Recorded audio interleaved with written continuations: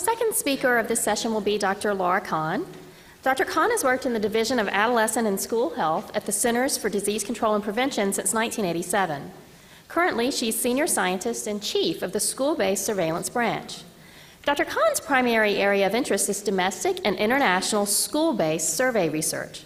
She manages 4 large CDC surveillance systems: the School Health Policies and Practices Study, School Health Profiles, the Global School-Based Student Health Survey, and the Youth Risk Behavior Surveillance System.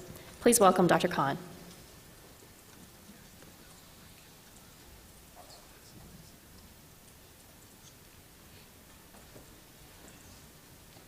Good morning.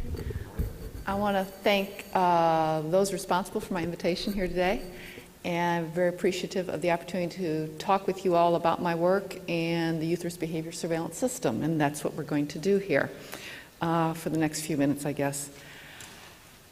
I'm going to start by describing the Youth Risk Behavior Surveillance System and kind of giving you an overview of what that surveillance system is, because I suspect some of you are not real familiar with it.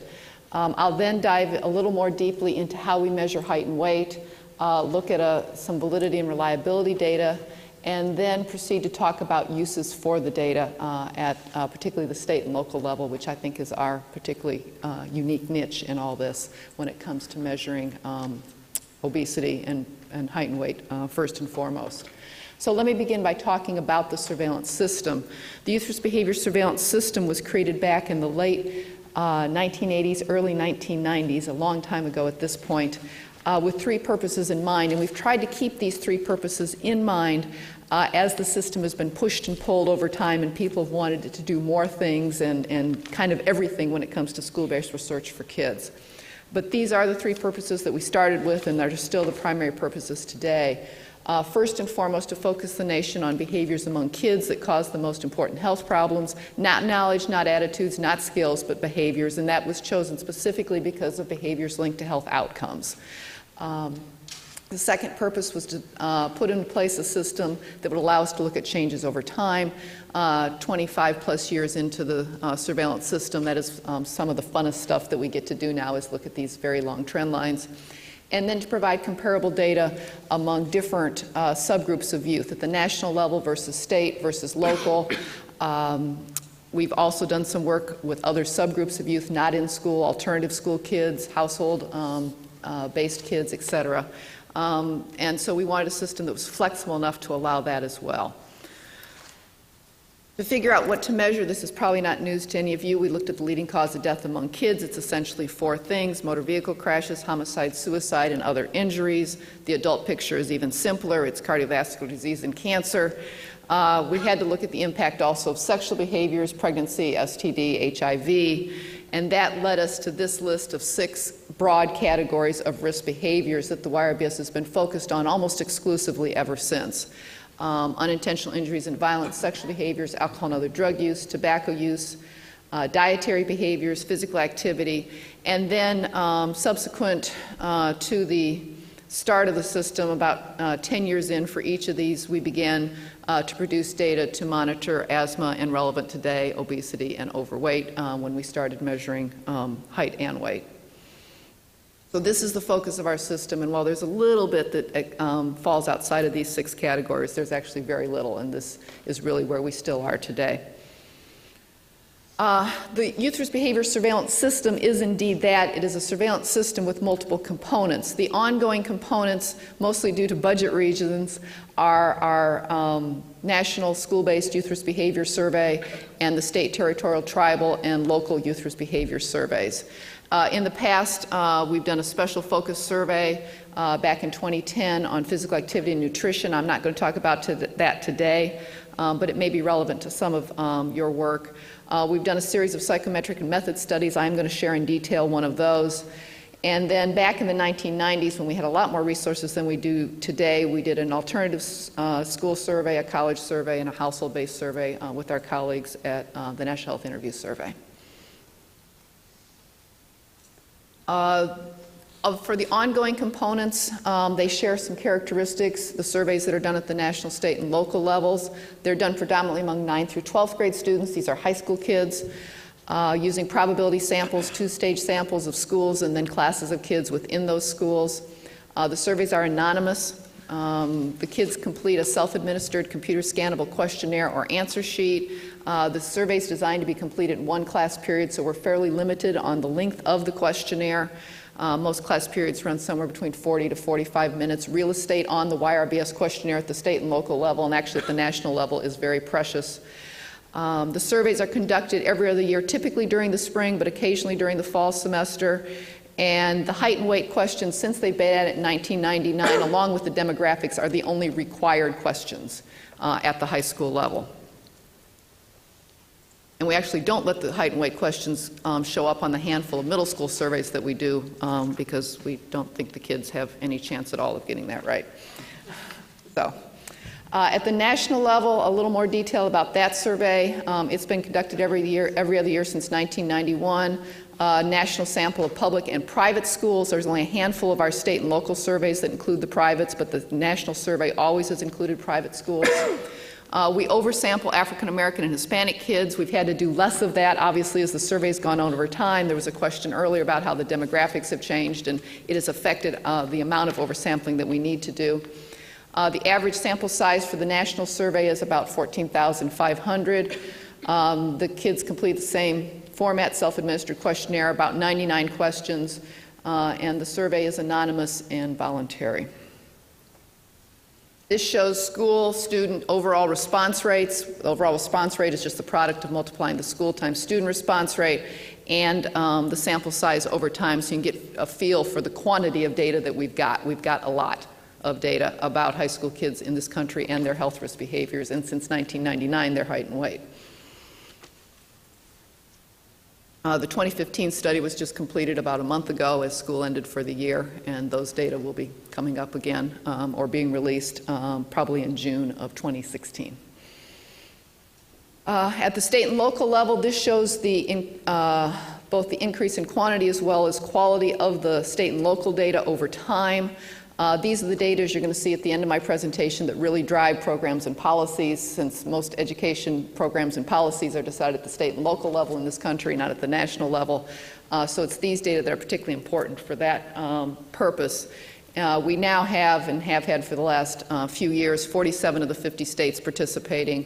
The number of cities that we fund, these are large urban cities, Chicago, LA, New York, et cetera, varies from year to year, and you can see those numbers. We've got some participating territories, several tribal governments, and then you can see the totals, and then the percentage of sites with weighted data. Our criteria for weighted data is an overall response rate of at least 60%. That's the school and student response rates, again, multiplied by each other, starting with, of course, a probability sample of schools and students to begin with. And so we always have a handful of cities and states, particularly states that don't make that criteria each year. But it's improved significantly over time. This shows in great detail the participants from the 2013 cycle. Again, we're just in the middle of the 2015 cycle, so I don't have any of that information for you. The 3 states that don't participate at all, just in case you're curious, are Washington, Oregon, and Minnesota. They all have their own kid surveys of one kind and stripe of another. And then you can see in the lighter blue the 5 states in 2013 that did not get weighted data on their survey, and all but one of them will have weighted data in 2015, which is good. There'll be another 3 or 4 that don't, but those will have done a better job. And you can also see the cities and states that, or the cities that participated as well. We release our data typically in the June following the completion of data collection from the year before, so about 12 months after we finish the survey. We typically release the data in an MMWR surveillance summary. This is a picture of the 2013 report. And along with that comes some other scientific products. The data sets themselves are released at that time for public consumption. Youth Online, which is a data access application on our website. I'm going to talk a little bit more about that at the end of the presentation. Data widgets, fact sheets on bunches of updated technical resources so people can do their own analyses. And then, of course, nowadays all the social media stuff that goes with the release of any data as well. And as I said a minute or two ago, you can expect the 2015 data, national, state, and local, to be released in June of 2016. We're already working on that release. All right, so that's the surveillance system in and of itself. Let me now talk about our measurement of height and weight, and it obviously is self-reported, not measured, unfortunately. It was added to our questionnaire in 1999 to both the national questionnaire, which is used for the national survey, and to the standard questionnaire, which is the starting point for the state and local surveys. Keep in mind, if you know BRFS very well, for BRFS to get national estimates, they combine all their state data to get a national estimate. That's not how the YRBS works. We have a separate national sample and a separate national survey. The city and state data is just that, city and state data. It doesn't get combined into anything bigger. And so each city and state determines the content of their questionnaire following some criteria and guidance that we provide for them. For example, they've got to keep 2/3 of the questions. They can't delete the height and weight questions, those kinds of things. We call that the standard questionnaire, and that's the starting point for the cities and state questionnaires. So in '99, we added self-reported height and weight to our national and standard questionnaires. We've used it ever since to calculate BMI. We do edit out biologically implausible responses. We get about a 5% non-response rate on the height and weight questions. The kids don't answer. We don't know why they don't answer. Some may not know, some may not want to share, some may just skip it. And that is a little higher than most of our behavioral questions, but not a lot. We tend to run about 1 to 2% of non-response on most of our questions. We use the CDC growth charts, as was talked about in the last presentation. We define obese and overweight, as you can see here, in standard ways. And please keep in mind that for these surveys, we're not trying to diagnose obesity in any individual. We're producing population estimates only.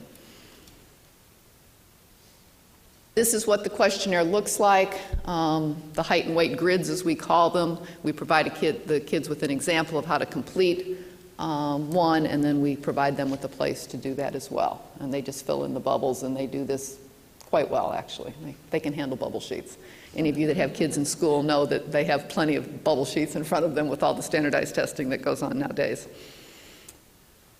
So, obviously, when we made the decision to add the height and weight questions to the YRBS, there was a tremendous amount of pressure to do so, but there was also a tremendous amount of concern about the quality of the data that it would generate. And it wasn't enough concern to keep us from doing it, but it was enough concern to get us to dig into it and evaluate it a little bit. And so in 2000, we conducted this study on the reliability and validity of self-reported height and weight among high school students in a special study that we got to do that year. And I want to talk about the results of this study in some detail to give you a better feel for the quality of the data that we're generating. As I said, it was conducted in 2000. It was among a convenient sample, not a nationally representative sample, and you'll see the results of this convenient sampling here in a few minutes, of 61 schools spread out pretty good geographically. 48% were urban, 39% suburban, and 13% rural. Like all of our data collection, it was anonymous and voluntary, and it followed parental permission requirements as set forth in each of the schools and school districts that we worked. We were doing two things at one time here. We were looking at the reliability of the data as well as the validity of the data. From a reliability point of view, the kids took the same questionnaire 2 weeks apart. There were 4,600 kids that participated in the reliability part of the study. And actually, we were not just looking at the height and weight questions here. We were looking at all the questions on the questionnaire, because the 99 questionnaire reflected was at that time our most extensive review of the questionnaire since we'd started back in 1991. And then the validity study was a subsample of that population, about 2,000 kids from 39 schools, and they were weighed and measured after the first self-administered questionnaire. We hinted that we might do that, but in no ways did we tell the kids that they were going to be weighed and measured. We just said there would be some subsequent measures following. So let's look at the reliability results first. This is the better set of results. And this slide shows the difference between time 1 and time 2 measures for height, weight, and BMI. The Pearson correlation statistics are there. And then I think most of interest are how overweight prevalence actually changed between time 1 and time 2. From 14.5% to 14.8%, and from 13.2 to 13.0%. Very, very small differences. The kids were incredibly reliable in what they were reporting to us. We were hearing the same thing both at time 1 and time 2. And we didn't see any significant subgroup differences by sex, grade, or race ethnicity when we looked at that. And that's why I don't have any of those data here. I just provided you with the overall values. Now, to look at the validity part of the study, first thing that I want to describe to you are the characteristics of the validity sample. And what we've got here in the first column of data, or in the middle column here, is the sample distribution compared to a national distribution of high school students. And you can see that we've got more 9th graders than we'd find nationwide, and we've got less 12th graders. And we also have a preponderance of Black or African American kids compared to the national distribution. And consequently less white and Hispanic kids. So this is not a national sample by any stretch of the imagination. It reflects the fact that this indeed was a convenient sample of kids. So here are some of the results from that validity study. And what we found is that female students, and this was alluded to in the previous presentation, were more likely to underreport their weight. White students were also more likely to overreport their height. Grade was positively associated with height difference. As grade increased, they were more likely to overreport their height. And the biggest problem, I think, that you can see from this is with the height reporting, not with the weight reporting. They were only off a few pounds when it came to weight, all less than they actually were from the measured metrics. But their height was significantly increased. And that's really where it had the greatest impact on BMI. It wasn't that they weren't reporting weight accurately, they weren't, but they were far more likely to drastically overreport their height. And that's what really skewed the BMI. So these kids were a lot taller in the self-reported way than they were in a measured way. And that had a big impact, consequently, on BMI. Whoops. And as you can see here, this is what translates then into some fairly significant differences on overweight prevalence, from 15% at self-reported and 21% measured for overweight, and 15% self-reported for obesity versus 26% measured. The high levels of both overweight and obesity in these samples reflect the demographics of the sample, particularly the differences by race ethnicity that I pointed out earlier. So knowing all that, we have nonetheless continued to measure height and weight and have found, particularly at the state and local level, a real value to those data. And I want to share some of both the national and the state and local data with you. This is national data. This shows that about 17% of kids from 2013 were overweight at that time. 9th grade students were more likely than 11th grade students, and the Black kids were more likely than the white kids, as were the Hispanic kids more likely than the white kids to be overweight. This shows trends over time, and we do report an increase from 1999 to 2013, but if you start at a different point, like 2001 or 2003, we quickly lose that increase and it becomes fairly level the last 4 or 5 cycles of the YRBS. This shows both ranges and medians for the state and local data. This is data from 42 states and 21 cities, and you can see the differences in overweight across the states and across the cities. These are the kind of data that can really help drive programs and policies, because it shows how things can be different if things are done differently. And here is our equivalent to the BRFS maps that show the regional and state-by-state variations. And just like with BRFS, of course, you can see the higher prevalence rates in the South. Unfortunately, we did not have Mississippi data in 2013. We've got similar pictures for obesity as we did for overweight. The only differences we have, though, for this cross-sectional data at the national level is that males were more likely than females to be obese. Here's our trend over time. Again, we've got an increase from 99 to 2013, but if you start that trend line at 2003 or 2005, you'll see that it's flat.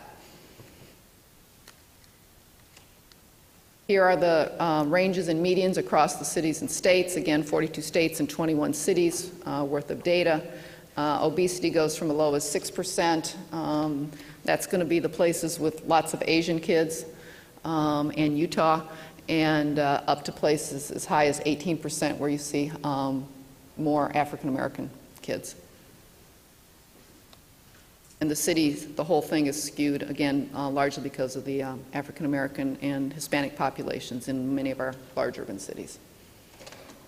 And here's the map again of obesity from a state-by-state point of view.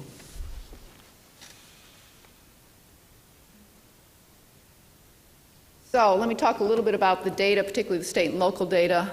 This just shows how the cities and states are using their data. If you Google YRBS, the first thing that will come up is CDC's YRBS website. But what will follow from that are YRBS websites from most of the states. Montana, Wisconsin, Massachusetts, Illinois, whatever. Most of the states now have their own YRBS website, and these kinds of materials are available on them. And you can look for those. I wanted to give you a feel for how the cities and states are using these data. This is Alaska to begin with here. They're using their obesity data to assess the impact of a sugary drinks public education media campaign. And they're monitoring impact of the school obesity prevention grant from their Alaska obesity program, as well as assessing the impact of district wellness policies and programs, which is a very common use of these data since all school districts are now required to have wellness policies. Connecticut has linked their obesity data to indicators for their state's 5-year chronic disease and health promotion plan, and they also have some Healthy Connecticut objectives, kind of like the national health objectives for 2020 as well. And they're using their data to look at levels over time to see how it's the influence that policies and programs have had on obesity.